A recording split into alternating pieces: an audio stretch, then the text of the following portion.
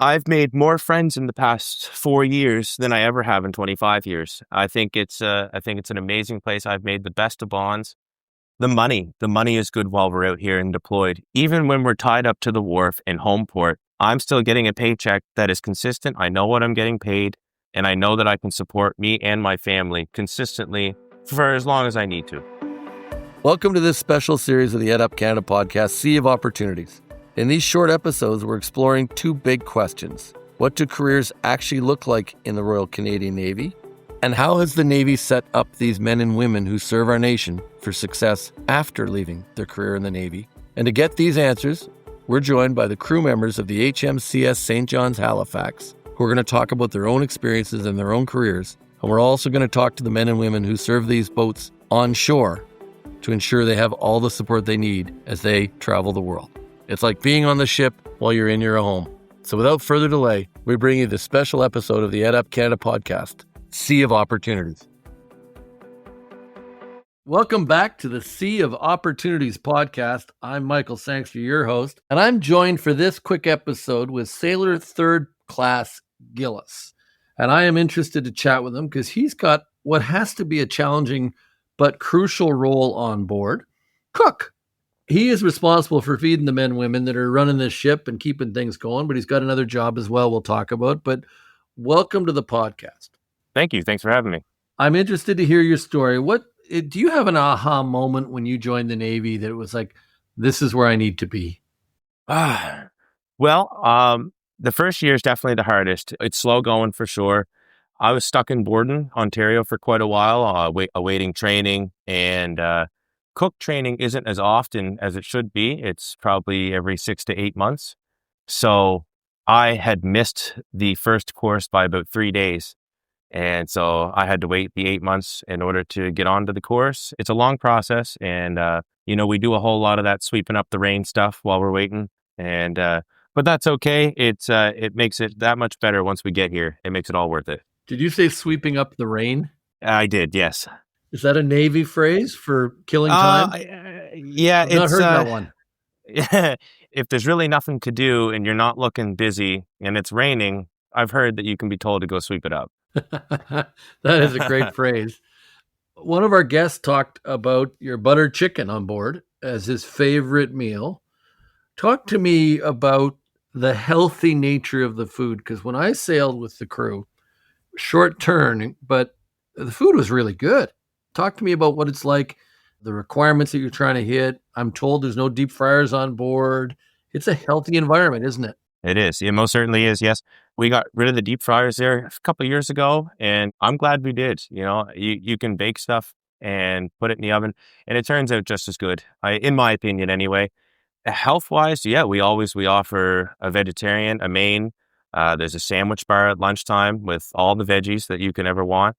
And of course, we try to keep everybody healthy because we have a very active job and we don't want anyone getting a little extra thick. I don't know how I want to put that, but we're also looking at a flavor. Flavor factor is the biggest thing, and eating with your eyes. Everybody eats with their eyes. That's something not a lot of people talk about.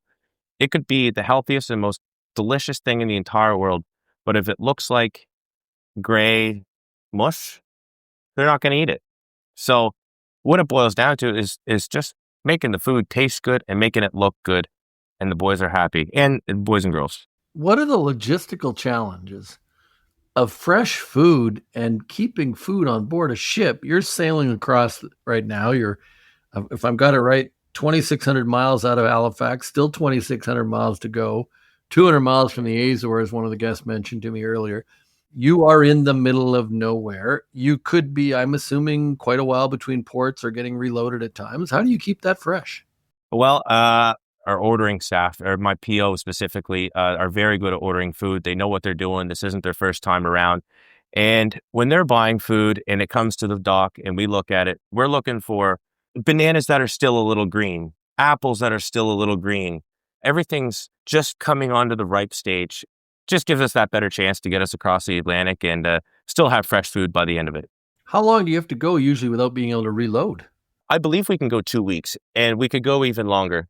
But there's other ways that for people to bring, but that's a challenge. 2 weeks. Oh, most certainly, because that's our fresh food. You're looking at about two weeks. But if you wanted to fill the freezer, we could do that too. Why did you join the Navy? What drew you into the Navy? Well, I'm from Digby, Nova Scotia, and not a lot of people know about it. It's a small little town with 3,000 people, fishing village. I grew up lobster fishing, so being on the water isn't new to me.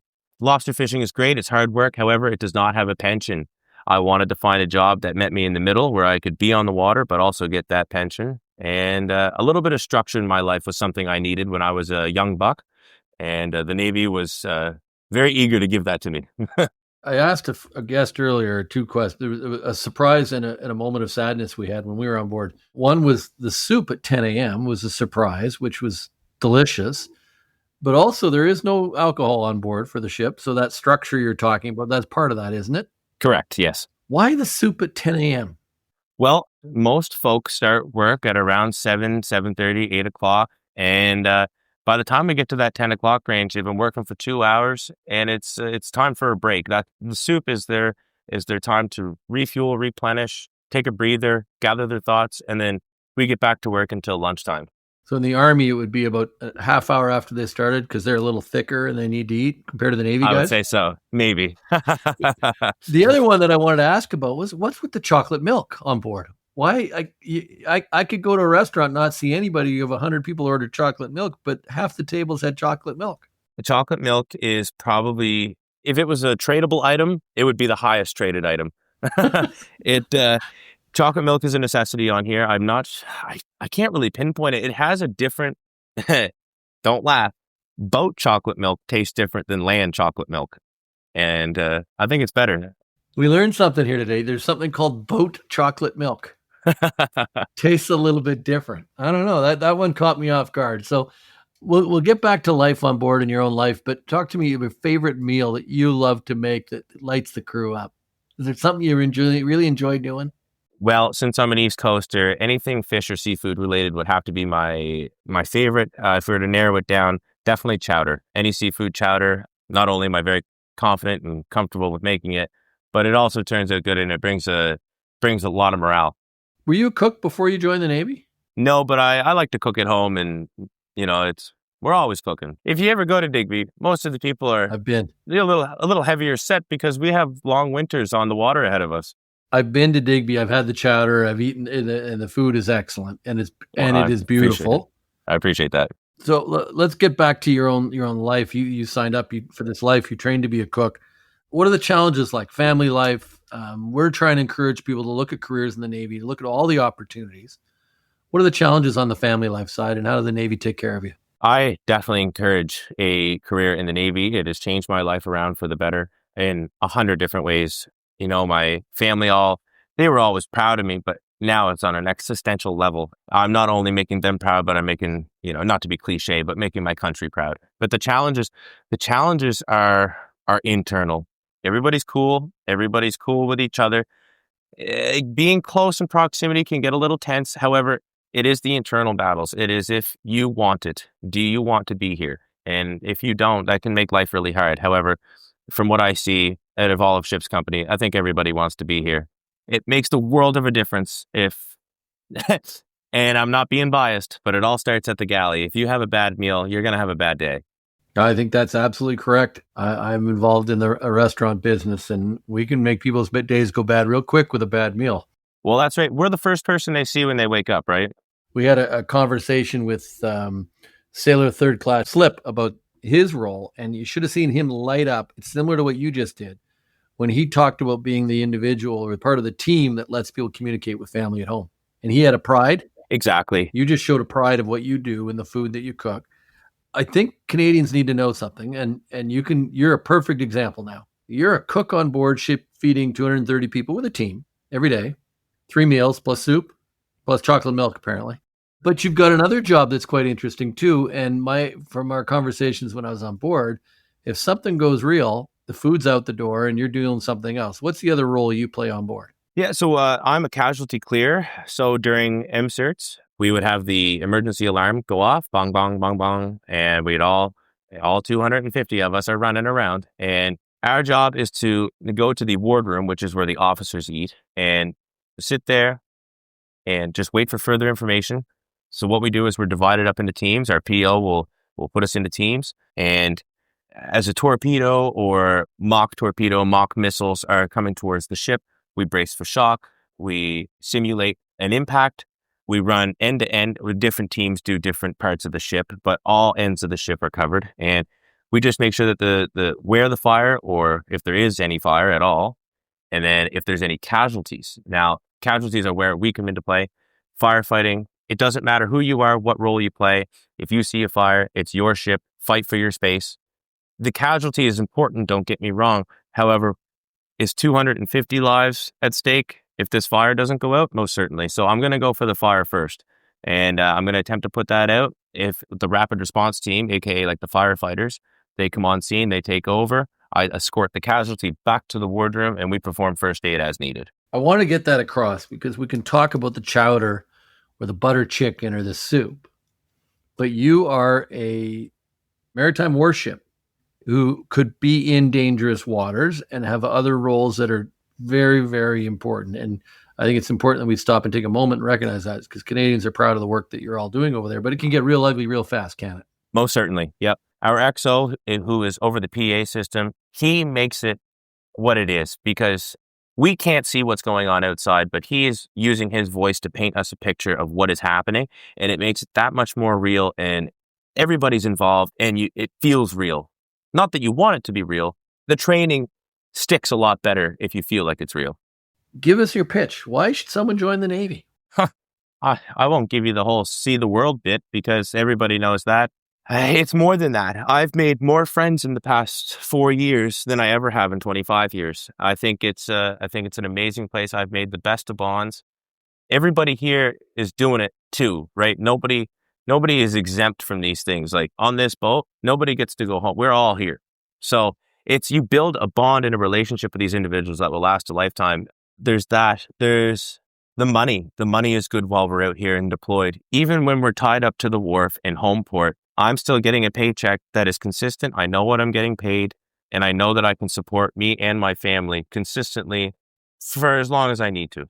So you've got all kinds of education opportunities while you're there too that we like to focus Absolutely. on. There are chances for you to go study things and go to a college, go to a university, advance yourself while you're there. And also when you leave, the veteran benefit from the government is quite generous for education. But before we sign off, anybody you want to say hi to, or is there a message for Canadians you want to deliver, or both?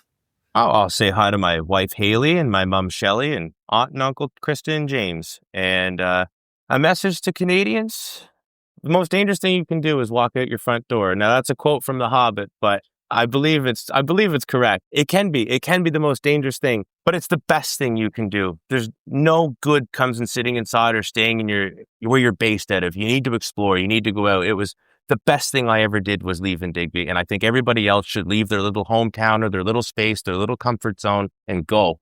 What a message. What a fantastic message.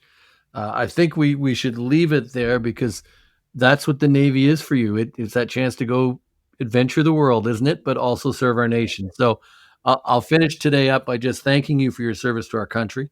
We hope that things go well with you. We wish you fair winds and following seas as you travel across the North Atlantic. And we look forward to bringing you back safely to Halifax in December. I appreciate that very much. Thank you for your time. Thanks for joining us, everybody. And a special thank you today to Sailor Third Class Gillis for joining us and talking about his role on board the HMCS St. John's. Thanks for listening to this special episode of the EdUp Canada Podcast, Sea of Opportunities.